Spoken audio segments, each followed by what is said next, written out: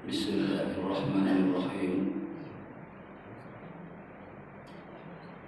Assalamualaikum warahmatullahi wabarakatuh.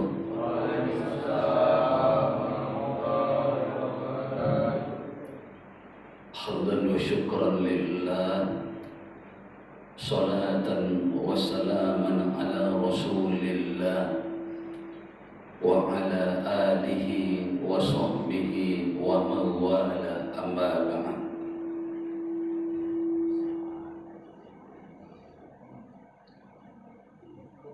Bapak Ketua Masjid Al-Ikhlas beserta bapak-bapak segenap pengurus dan para imam-imam kita, begitu juga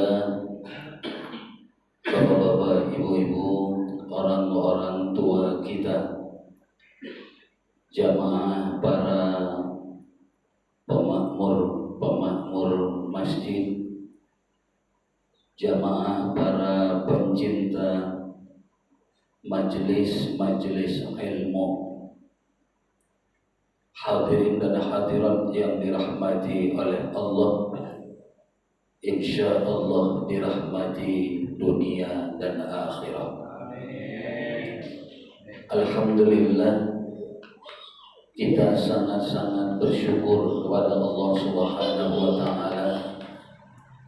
Pada malam hari ini kita masih ada, kita masih hidup, dan kita masih diberikan usia oleh Allah, dan kita juga dipertemukan pada malam hari ini dalam keadaan sehat walafiat pula. Kita senantiasa bermohon kepada Allah Subhanahu wa Ta'ala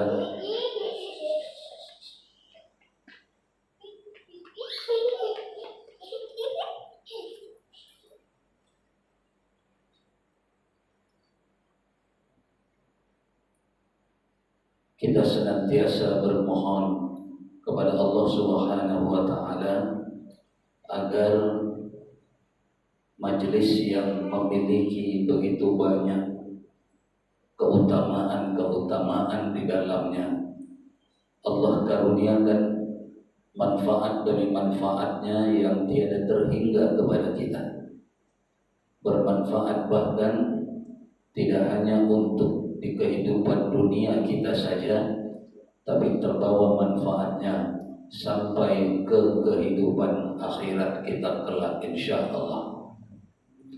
Kemudian salawat dan salam kehadiran dan kepangkuan baginda Rasulullah Muhammad sallallahu alaihi wasallam. Allahumma salli wa sallim wa barik alaihi wa ala alihi wa sahbihi. Bapak dan Ibu jamaah Masjid Al-Ikhlas yang dirahmati oleh Allah Subhanahu wa Ta'ala, dari pertemuan kita pada pekan yang lalu, kita sudah semakin mengerti dan semakin memahami bahwa hakikat sholat yang kita kerjakan itu, yang pertama adalah bahwa kita dengan sholat kita itu sedang menyembah kepada Allah. Kemudian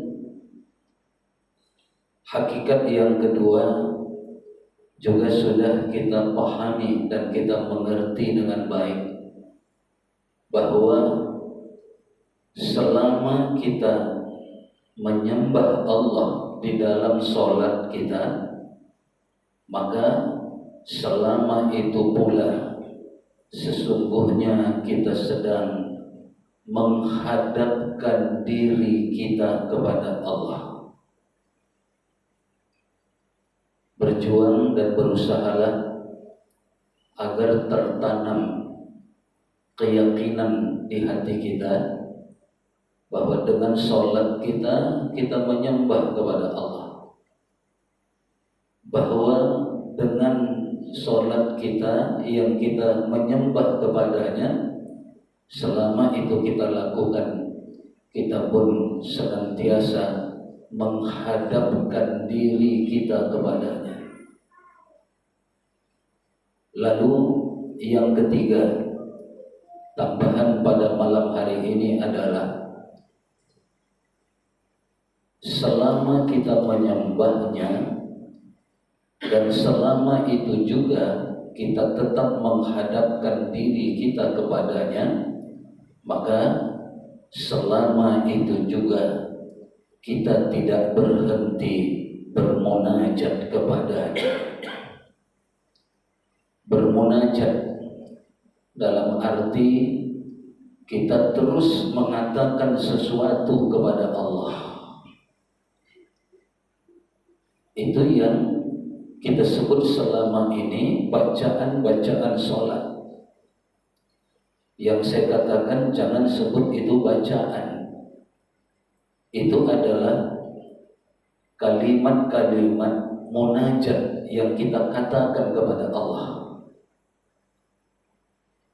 Munajat kita itu ada kalanya berisi pengagungan kepada Allah.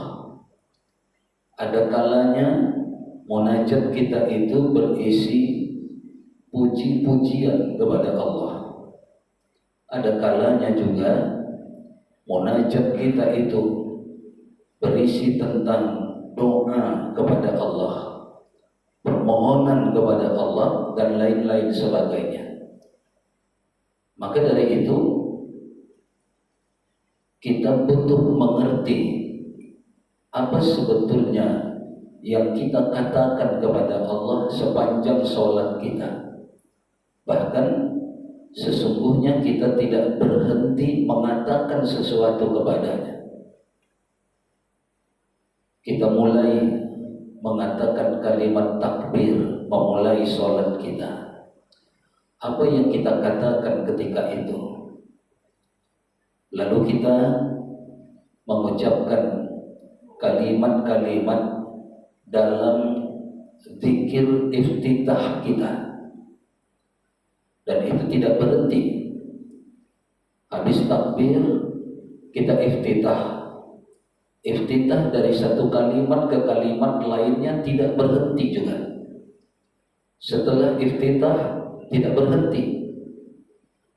Lewat surah Al-Fatihah kita bermunajat kepadanya. Bahkan surah Al-Fatihah itu sendiri 7 ayat itu berisi hal-hal yang berbeda. Maka 7 hal kita katakan kepada Allah ketika kita membaca surah Al-Fatihah. Lalu tidak berhenti membaca surah-surah dari Al-Quran. Tidak berhenti juga kita takbir lagi, lalu berzikir di waktu rukuk. Tidak berhenti, terus tidak berhenti sampai nanti selesai mengucapkan salam. Kita juga pun belum berhenti. Kita tambah dengan amalan-amalan zikir-zikir kita. Jadi selama sholat sesungguhnya kita tidak berhenti mengatakan sesuatu kepada Allah. Maka penting sekali kita mengerti apa yang kita katakan itu kepada Allah. Jangan sampai yang kita katakan itu kita tidak mengerti. Kita baru pada tahap hafal iftitah, hafal surah Al-Fatihah, hafal ayat-ayat dalam Al-Quran, hafal tahiyat sampai kepada salam hafal. Jangan cuma hafal. Kenapa? Karena itulah musuh ngerayau itu. Hafal tapi tidak mengerti apa yang dia katakan kepada Allah, apa yang dia ucapkan kepada Allah. Makanya kata Nabi kita sallallahu alaihi wasallam, beliau mengingatkan kita, sesungguhnya orang yang sedang sholat itu dia sedang bermunajat kepada Tuhannya. Dia sedang bermunajat kepada Tuhannya. Maka kata Nabi kita, fal yanzur kaifa yunaji. Maka perhatikanlah, fal yanzur, perhatikanlah kaifa, bagaimana engkau yunaji, mengatakan apa yang engkau katakan itu kepada Allah. Bagaimana engkau mengatakannya, kaifa, bagaimana itu kau katakan? Apakah yang kau katakan itu kau ngerti atau tidak? Apakah yang kau katakan itu kau paham atau tidak? Disuruh Nabi kita faliyantur, perhatikan. Kenapa? Karena kita ini yang sedang sholat ini, fa innama yunaji rabbahu. Kita sedang bermunajat dengan Rabbahu, Tuhan kita, Allah. Ini yang selama ini banyak kosong, tak merasa bermunajat, tak merasa bercakap-cakap kepada Allah. Maka rayawan itu mudah sekali muncul, terawangan-terawangan itu mudah sekali datang. Kenapa? Kita pun tidak tahu kita mau fokus apa sebenarnya. Apa yang kita fokuskan tidak ada kayaknya. Yang menjadi sasaran tembak kita dalam sholat itu apa? Makanya ada orang beranggapan puncak sholat itu memberi salam. Saya katakan itu bukan puncak, tapi itu selesai. Puncak sholat itu bukan mengucapkan salam, tapi puncak mengerjakan sholat itu adalah itu yang disebut dengan wa aqimis sholata lidzikri. Ingat kepada Allah. Bagaimana caranya agar kita ingat sama Dia? Ya, pahami apa yang kita katakan kepadanya, supaya kita merasa bercakap kepadanya, merasa bermunajat kepadanya. Kemudian itu nanti yang akan mengalahkan rayawan-rayawan, khayalan-khayalan itu. Jadi tidak mudah Bapak dan Ibu jamaah yang dirahmati oleh Allah. Sama saya katakan, orang mau pandai gunting rambut saja harus belajar. Apalagi kalau dia mau buka salon, harus belajar. Bahkan belajarnya bisa jadi dia belajar ke luar negeri. Orang mau pandai masak saja belajar. Mau jadi chef, mau jadi koki, bahkan sampai ke luar negeri, karena kepingin menjadi chef, menjadi kepala memasak di restoran-restoran besar, di hotel-hotel besar, sampai ke luar negeri belajarnya. Tidak mudah, biayanya besar, waktu yang terbuang panjang, kemudian energi, tenaga pun yang dikeluarkan tentu banyak. Mau belajar apa lagi kita? Mau pandai apa? Belajar, belajar, belajar. Nah ini juga begitu. Mau ngerti soal sholat, belajar. Mau mengerti soal khusyuk, belajar. Dan belajarnya tidak mudah, maka jangan disederhanakan. Majelis kita ini sedikit nanti berbeda dengan majelis yang lain.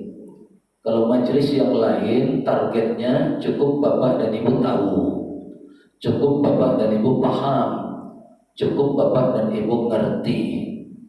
Tapi ini tidak.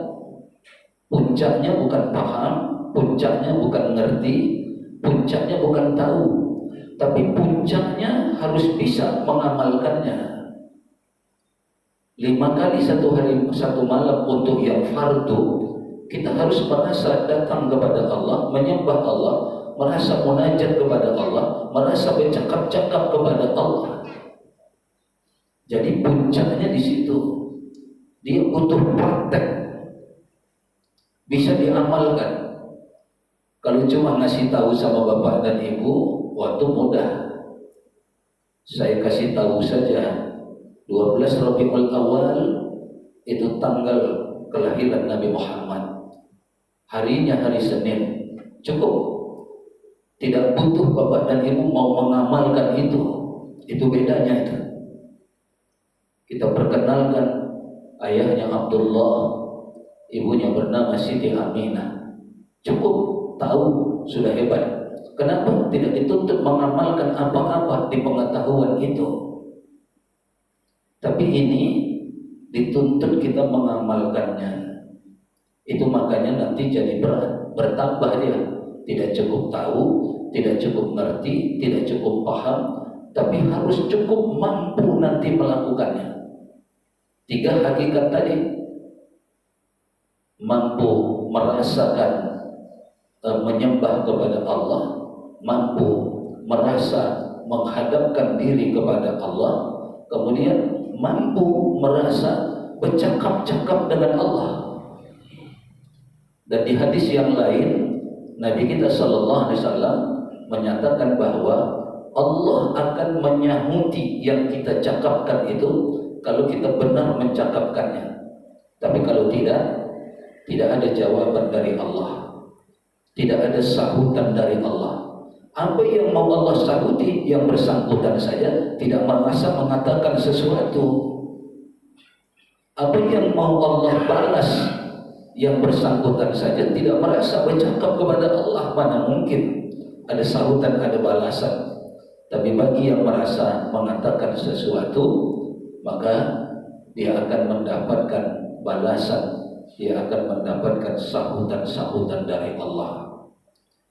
Ini insyaallah nanti akan kita lanjutkan lagi pembahasannya, bagaimana kita merasa mengatakan sesuatu kepada Allah dan apa yang kita katakan kepada Allah. Waktu ini kita bercakap, waktu ini kita mengatakan sesuatu, waktu ini kita mengatakan sesuatu, waktu ini kita munajat, waktu ini.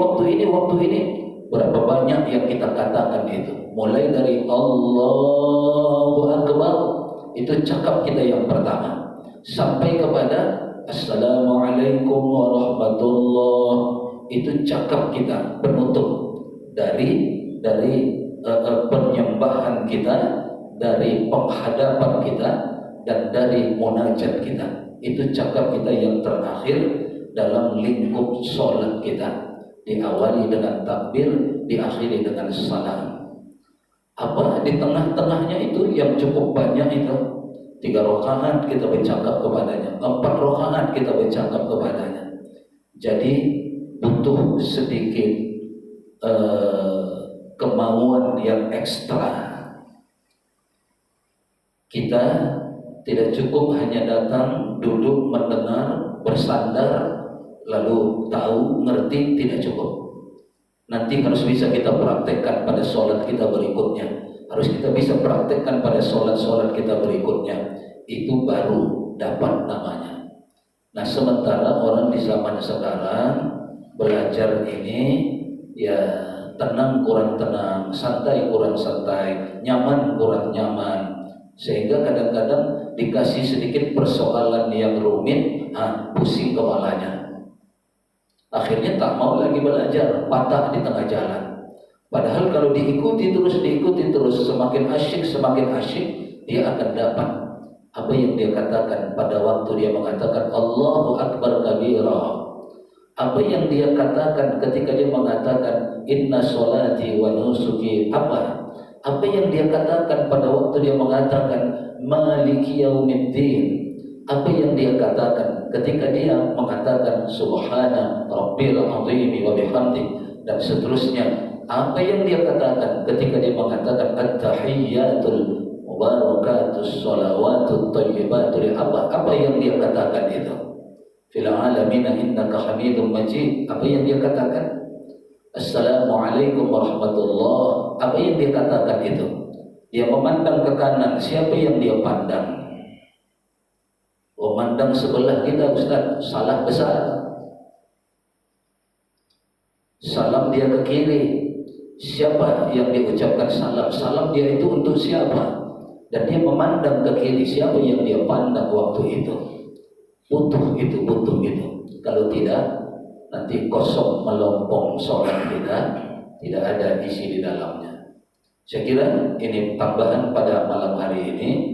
Silakan Bapak dan Ibu, kalau ada yang ingin didiskusikan atau kalau ada yang ingin disampaikan, dipersilakan dengan hormat.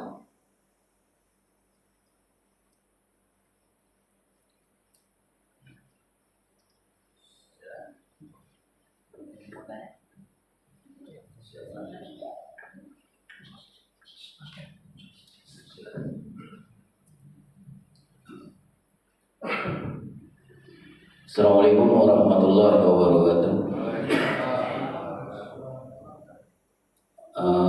Perkenalkan, nama saya Junianto. Saya jemaah untuk dari Komplek Permata Hijau Pak Buya. Alhamdulillah, sesuai dengan janji Pak Buya minggu kemarin, bahwa kita malam ini diharapkan untuk ada minimal ada pertanyaan dan didiskusikan. Saya ada mungkin 2 pertanyaan. Yang pertama ini mungkin ada di luar dari sholat tapi berhubungan. Yang pertama adalah untuk mengenai pakaian sholat Pak Usia. Mengapa ini saya tanyakan? Karena ada hadis atau apa mungkin saya kurang paham, bahwa saat kita sholat gunakan pakaian yang terbaik. Mengapa ini saya tanyakan? Karena untuk Buya sendiri dari pertemuan pertama sampai yang ke-7 ini, pakaian Pak Buya adalah gamis terus. Itu yang pertama Pak Buya. Yang kedua, yang berhubungan dengan masalah percakapan atau saat kita sholat yang tadi Pak Buya jelaskan. Kalau saat kita untuk sholat kita tidak, atau dalam sholat sendiri, mungkin bisa itu kita terapkan. Tetapi bagaimana konsekuensinya kalau saat kita menjadi makmum? Karena ada yang kita dengar, ada yang melakukan doa iftitah, ada yang tidak mengerjakan iftitah. Kalau kita menjadi makmum, ada yang biasa kita dengar, banyak juga saya dengar di YouTube, apakah kita perlu membaca Al-Fatihah atau sertai dengan surat-surat Al-Quran? Saya rasa itu aja Pak Buya. Demikian, Wassalamualaikum warahmatullahi wabarakatuh.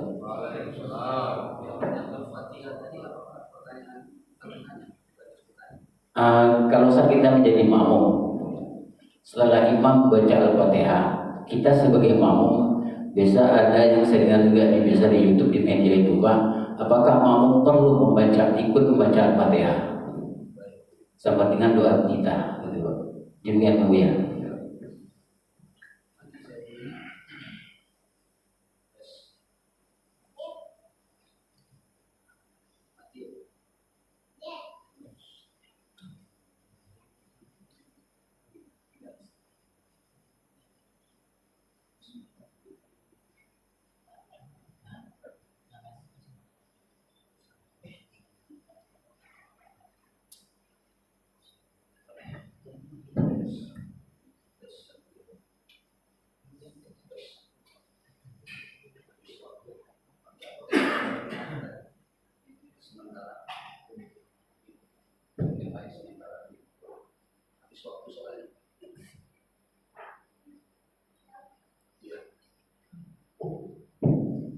Ya, baik sekali pertanyaan yang disampaikan.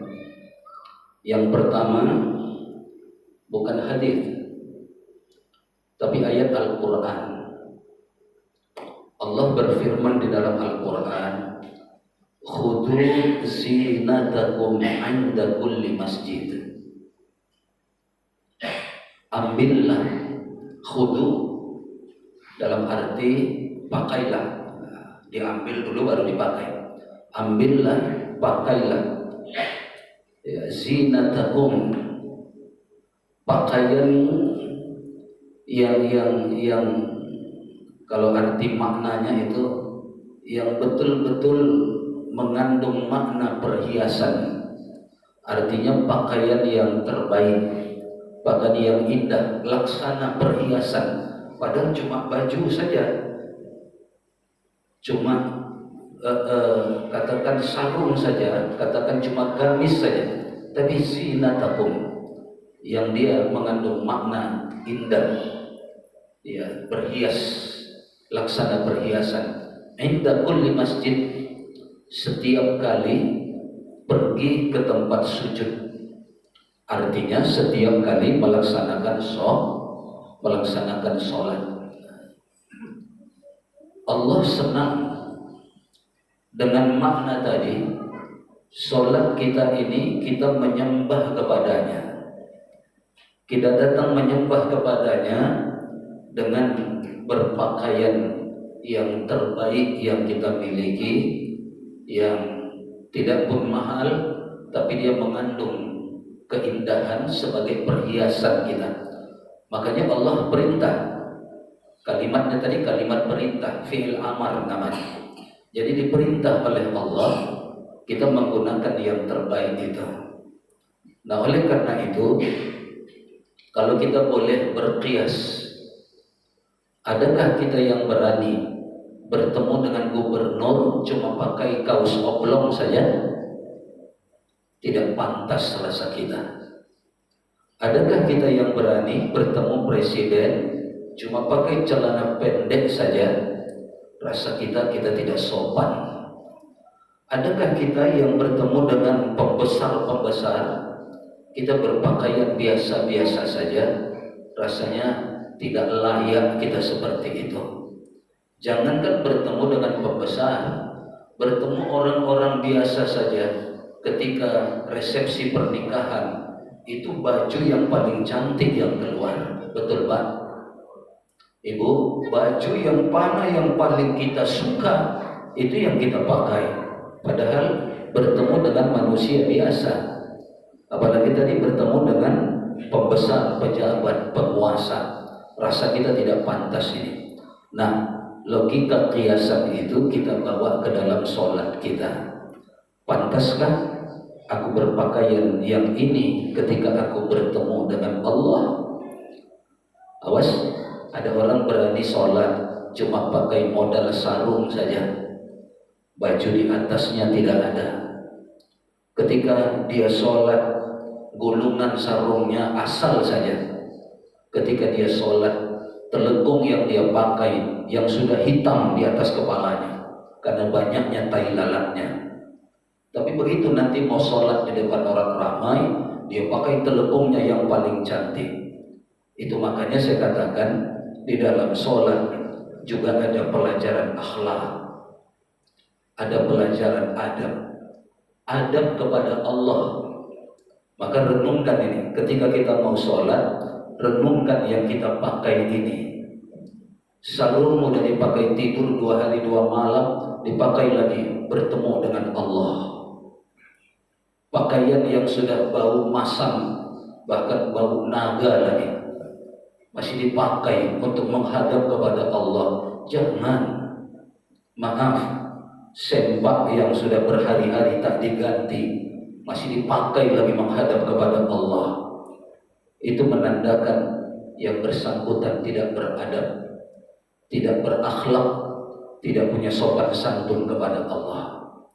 Gunakan yang terbaik tadi, yang tercantik dan yang terbersih. Yang terbersih. Jadi kita pakai ini pakaian putih bukan lada kita sudah bersih. Justru hanya ingin memenuhi. Allah senang dengan yang seperti ini. Tidakkah kita ingin menyenangkan Allah? Tidakkah kita ingin membuat Allah bangga dengan kita? Punya adab di hadapannya, punya sopan santun di hadapannya. Nah, maka kalau tadi disebut selama 7 kali kah pertemuan kita atau 8? Saya memang begini Pak, setiap subuh, setiap malam pakaian saya cuma satu, putih saja. Jadi saya kuliah subuh setiap hari, pakaian saya ini putih saja. Kemudian setiap malam juga putih saja. Bisa saja saya pakai belang-belang, pakai batik, pakai apa segala macam. Tapi rasa saya, adab saya kurang pas. Ya, sopan santun kita ke hadapan Allah itu tidak kita miliki. Saya kira itu yang pertama. Mulailah berpakaian yang pantas.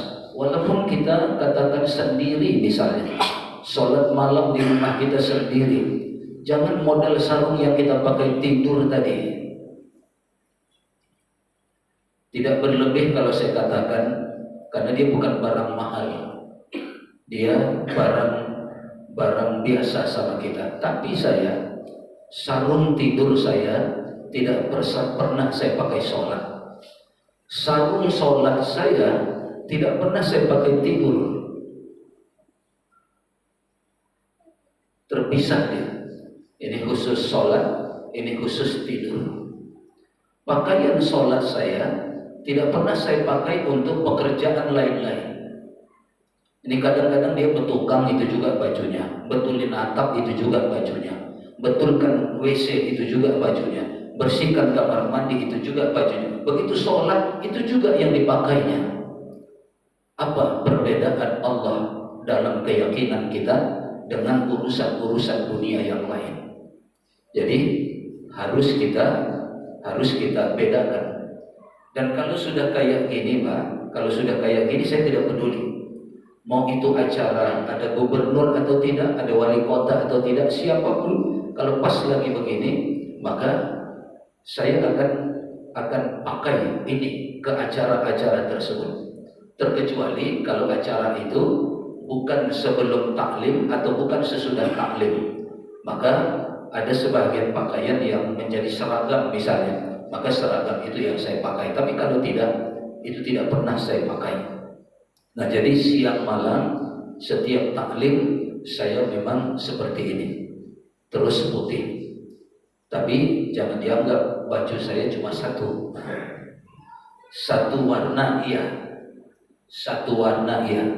Tapi bermacam-macam. Bapak boleh tandai malam ini yang pakai kerahnya kayak mana, akan datang pakai kerah juga, kerahnya kayak mana, akan datangnya lagi pakai kerah bulat kah atau kerah seperti kemeja gini atau seperti apa. Perhatikan, putih terus. Tapi itu bukan karena kita merasa sudah bersih, tapi Nabi kita Shallallahu Alaihi Wasallam menyatakan Allah senang dengan warna putih itu.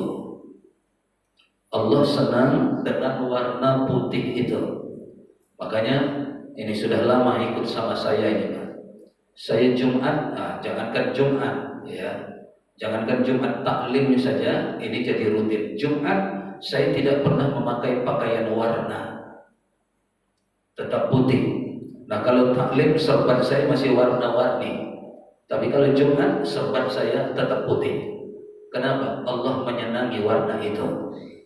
Nabi kita Shallallahu Alaihi Wasallam mensunnahkan itu kepada kita. Ini kadang-kadang orang sholat Jumat bukan lagi berwarna baju partai yang dipakainya, seolah-olah dia tidak punya baju yang lain. Itu saya kira pertanyaan yang pertama. Kemudian pertanyaan yang kedua, kalau kita mulai takbiratul ihram lalu iftitah, sedang kita iftitah, imam baca surah Al-Fatihah, hentikan iftitah kita. Paham ya? Jangan teruskan. Kemarin subuh ada jemaah yang mengatakan kepada saya, Masya Allah Ustaz, umur saya sudah 64, selama ini saya habiskan iftitah saya sampai selesai, padahal imam sedang baca surah Al-Fatihah. Tapi mulai sekarang itu akan saya robah, katanya. Jadi iftitah kita selama imam juga iftitah. Begitu imam mulai baca Fatihah, tinggalkan iftitah kita sampai di mana tadi. Misalnya masih la syarika lahu, bismillahirrahmanirrahim, habis iftitah kita, jangan lagi lanjutkan. Tapi nanti ketika kita membaca surah Al-Fatihah, lalu imam membaca ayat-ayat Al-Quran, teruskan Al-Fatihah kita sampai selesai. Fatihah jangan dihentikan gara-gara mendengar bacaan surah yang dibaca imam. Kenapa? Iftitah hukumnya sunnah sama kita. Mendengar bacaan imam tentang surah Al-Fatihah itu rukun. Tinggalkan yang sunnah, dengarkan yang rukun yang dibaca. Ketika kita membaca surah Al-Fatihah, itu rukun sama kita. Selesaikan rukunnya sampai Fatihahnya selesai. Ayat yang dibaca imam itu sunnah. Maka dahulukan yang rukun, kalau dia bersamaan dengan yang sunnah, tinggalkan yang sunnah. Imam baca surah apa, kita lanjut terus. Maka dari itu, saya pernah sekali menjadi imam di sini. Di awal, kalau Bapak dan Ibu ingat dan perhatikan, selesai kita mengucapkan amin, saya diam. Diam dalam arti lisan tidak berbicara, tapi diri kita tidak boleh diam. Ada tuntunan zikir selama itu. Selama apa imam diam? Selama makmumnya membaca surah Al-Fatihah, supaya tidak berkecamuk nanti konsentrasi makmum dalam munajatnya. Dia mau dengarkan bacaan imam kan, atau dia mentadabbur surah Al-Fatihah yang dia baca. Mendahulukan surah Al-Fatihah itu jauh lebih penting sama kita. Kalau ada yang mengatakan makmum tidak wajib membaca surah Al-Fatihah, jangan dengarkan itu. Wajib. Kalau tetap juga mau mengikut yang itu, resikonya nanti solat kita batal. Tapi kalau mengikut apa yang saya sampaikan, insya Allah tidak batal. Karena yang dibaca imam berwaktu itu hukumnya sunnah, tidak wajib. Nah, imam hanya menanggung kalau si makmum itu berstatus sebagai masmum. Saya tadi datang sedikit agak terlambat karena sudah sempat masuk gang sana. Kalau tadi masuk gang sana nggak terlambat, tapi karena mutar lagi balik ke gang sini. Masuk sini, imam sudah di ujung surah yang dia baca, At-Tariq tadi kalau saya tidak salah. Nah, begitu saya selesai takbiratul ihram, imam pun takbir rukuk, maka saya langsung ikut rukuk. Itu hadis Nabi kita sallallahu alaihi wasallam, langsung ikut. Jangan pula kita iftitah, jangan pula kita baca Fatihah, jangan pula kita baca surah, tidak.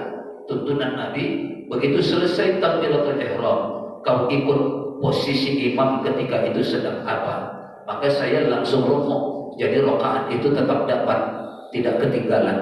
Tapi Fatihah tadi itu ditanggung oleh imam. Al-imamu dhaminun, imam yang menanggung yang kita tidak bisa baca itu. Tapi jangan disengaja, dia tidak masuk Allahu Akbar, iftitah dia diam. Selesai nanti imam baca Fatihah, dia pun diam, tak baca Fatihah. Kenapa? Ada anggapannya ditanggung. Ini orang tidak paham. Yang ditanggung itu yang mana, yang tidak ditanggung itu yang mana. Jadi tidak semua ditanggung. Kalau semua ditanggung, tidak usah zikir ketika rukuk. Kalau semua ditanggung, tidak usah zikir ketika sujud. Kalau semua ditanggung, tidak usah tahiyat walaupun dia rukun. Kalau memang ditanggung oleh imam. Rakaat ketiga, rakaat keempat, ditanggung imam enggak? Fatihah kita di rakaat ketiga, rakaat keempat, ditanggung imam apa enggak? Saya takut ada yang anggap juga ditanggung Ustaz, ditanggung halal. Tidak, wajib membaca surah Al-Fatihah. Nanti pada waktu kita bahas Al-Fatihah, tadabburnya nanti kita bahas itu. Ya, kita bahas itu. Bahkan bagi kita, Bismillahirrahmanirrahim itu ayat pertama dari surah Al-Fatihah. Dalam tuntunan kita ya, terutama kita yang merasa bermadhab Syafi'i. Oh, saya enggak madhab Syafi'i Ustaz. Kok kemarin saya tengok Bapak tahlilan? Itu ikut Ustaz. Saya enggak madhab Syafi'i Ustaz. Kemarin pada waktu peringatan Maulid Bapak juga datang. Takut saya Bapak ini enggak ngerti ikut mana. Pokoknya yang cocok ikut saja. Jangan tuh. Jadi itu saya kira penekanannya, makmum tetap wajib membaca surah Al-Fatihah. Pada rakaat pertama, rakaat kedua, rakaat ketiga, rakaat keempat, wajib. Tidak boleh tidak. Dalilnya nanti kita bahas waktu membaca surah Al-Fatihah. Kenapa kita wajib? Iqra' biha nafsik, kata Abu Hurairah ketika ditanya sahabat, bagaimana kalau kita sebagai makmum di belakang imam soal membaca surah Al-Fatihah. Kata Abu Hurairah ini sahabat terdekat Nabi, tidak mungkin dia menyampaikan yang berbeda. Kata Abu Hurairah, "Iqra biha nafsik." Baca untuk dirimu sendiri. Maka jangan dikeluarkan Fatihah kita kalau kita di belakang imam. Sir untuk diri kita sendiri. Wajib. Itu saya kira. Ada yang mau dilanjutkan?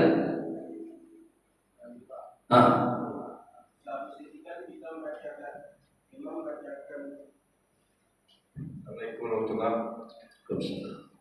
Jadi kan sehabis imam baca Al-Fatihah kan lanjut baca surat-surat pendek atau surat Al-Quran. Apakah kita sebagai makmum melakukan itu, Pak?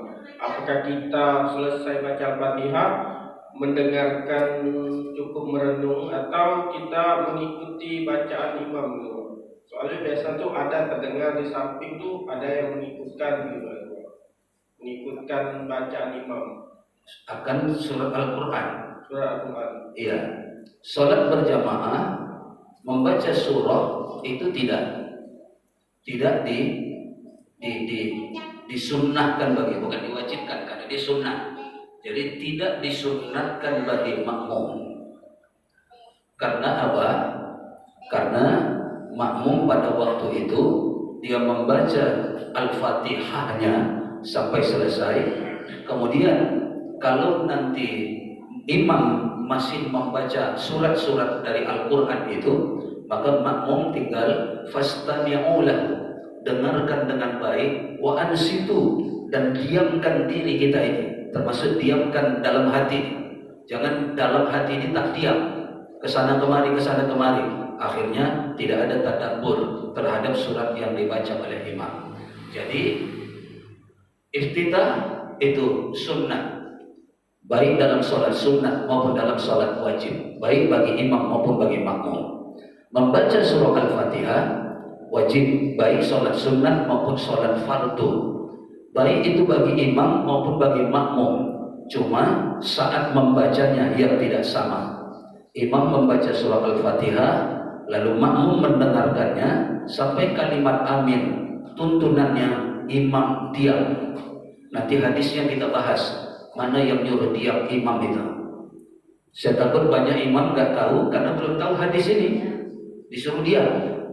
Supaya apa? Supaya ukuran diamnya itu disebutkan di dalam kitab yang saya lihat itu, kitab Nailul Autar, kitab Imam Asy-Syaukani, dikatakan selama makmumnya membaca surah Al-Fatihah, imam berzikir. Apa zikirnya? Nanti kita bahas. Dah.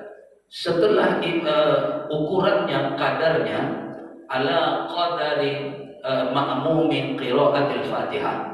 Selama makmumnya membaca surah Al-Fatihah, imam tadi berzikir sendiri tadi. Selesai barulah imam membaca surah, dan kebalikannya. Makmum berzikir dengan bertadabbur mendengar bacaan surah-surah yang dibaca oleh imam. Itu dia, Pak. Jangan ikut dibaca, tapi perintahnya fastami'u lahu wa ansitu la'allakum turhamun. Perintahnya dengarkan lalu diam, engkau akan mendapatkan rahmat dari yang dia baca itu. La'allakum turhamun itu. Itu saya kira. Cukup ya? Oh, ada juga satu lagi, silakan.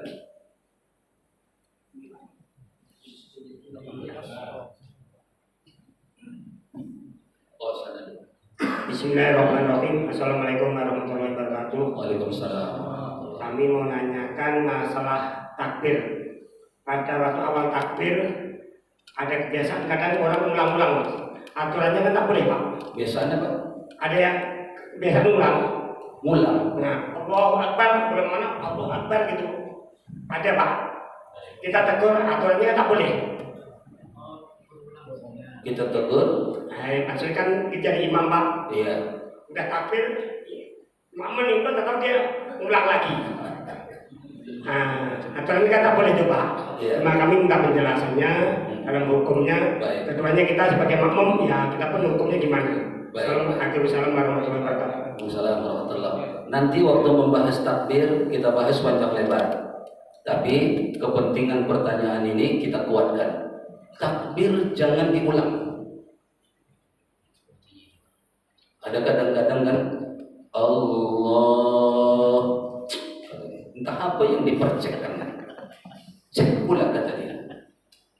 Ada yang bilang niatnya belum mantap. Maka saya katakan solusinya bukan diulang.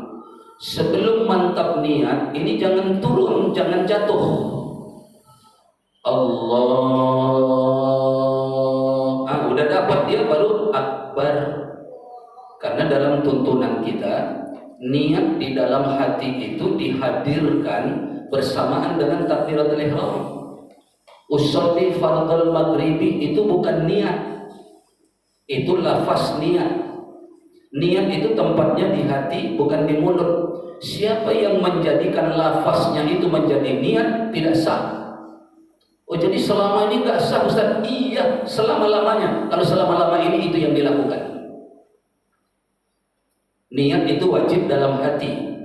Tempatnya waktu bertakbir itu, makanya ada yang Allah, sholatnya maghrib, rupanya hadir dalam hati, sengaja sholat fardu zuhur. Jangan dibatalkan, justru diperbaiki. Yang sholat fardu zuhur tadi kita teringat, sholat fardu maghrib, hadirkan fardu maghrib, baru panjang sedikit nanti takbirnya Ustaz, tidak masalah, tidak apa-apa. Yang penting niatnya dapat. Daripada Allah, biasanya belum akbar itu Pak baru dibatalkan. Kalau sudah akbar, jarang. Belum akbar. Maka kalau makmum yang nggak sabar itu yang biasanya terjebak. Kata imam, rasain lo kata dia, salah lo kata dia. Nah, itu kesimpulannya dari pertanyaan ini. Jangan pernah membatalkan takbir. Kalau niatnya yang belum pas, dipaskan. Zuhur tadi perbaiki, jadi isya misalnya. Tapi teringat kita zuhur, terucap dalam hati, oh tidak. Misalnya begini, ya Allah, sengaja hamba sholat fardu isya ini karena Engkau. Teringat kita, ini bukan isya maghrib, perbaiki. Sengaja hamba sholat fardu maghrib ini mengikut imam karena Engkau. Baru jatuhkan. Jadi bukan diulang, tapi diperbaiki, disempurnakan. Itu saya kira. Iya. Wah ini terakhir tadi sebentar. Udah tunjuk tangan tadi soal. Yang dari pertanyaan kawan. Itu yang membutuhkan imam.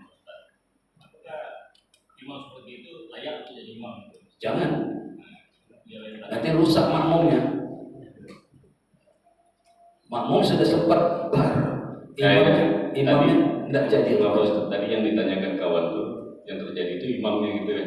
Nah, Jangan. Imam, apakah imam seperti itu layak untuk dijadikan imam? Iya. Terima kasih. Langkahnya, kalau imamnya datang malam hari ini, dia dengar, lalu dia perbaikilah. Jangan langsung diberikan surat mutasi, jangan dulu. Dikasih tahu dulu dia, Pak Imam. Kasih tahu dulu ya. Makanya berharap dia datang gitu. Jangan diulang. Silakan, Haji. Tak jadi? Iya.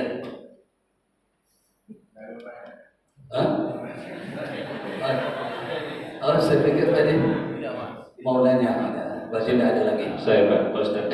Iya. Terakhir ya, kita mau isya ya, terakhir ya. Iya. Terima kasih. Masih ada 3 menit setengah lagi. Assalamualaikum warahmatullahi wabarakatuh. Waalaikumsalam.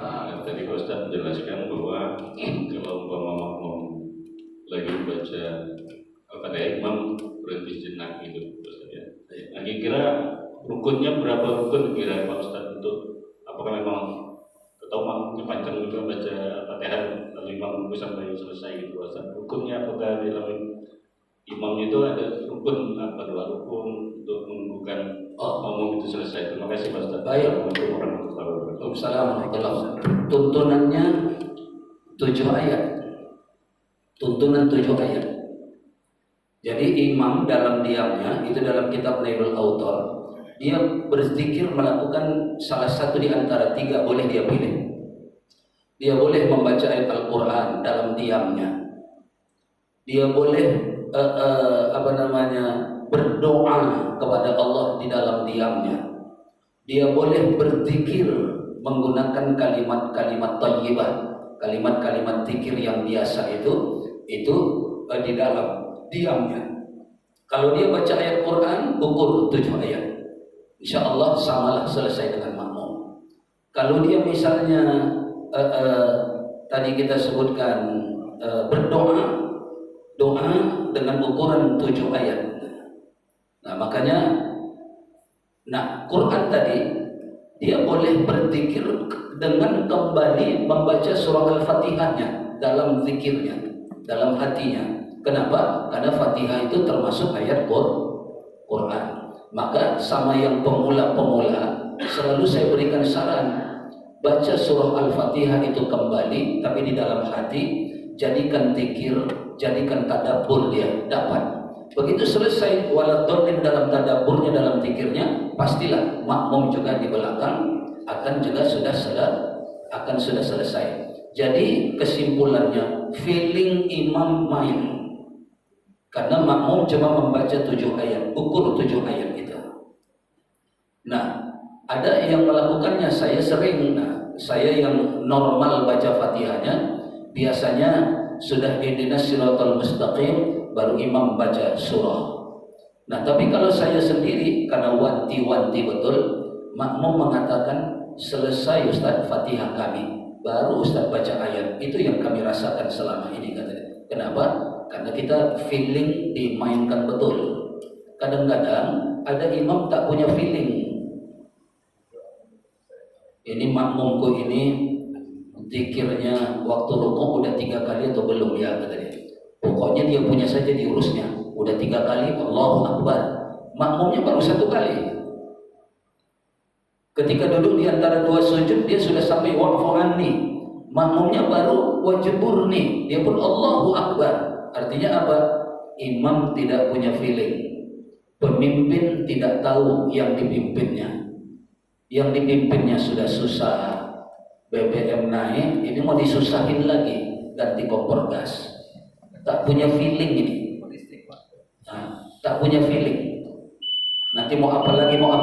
Feeling itu dimainkan untuk makmum kita, untuk orang yang kita pimpin. Itu saya kira aja. InsyaAllah ya, pertemuan akan datang, akan kita lanjutkan. Kita bermohon kepada Allah pertemukan kita kembali dalam keadaan sehat walafiat pada taklim kita yang akan datang. Amin ya Allah, amin ya Rabbal Alamin. Billahi taufiq wal hidayah. Wassalamualaikum warahmatullahi wabarakatuh. Allahumma salli ala sayyidina maulana Muhammad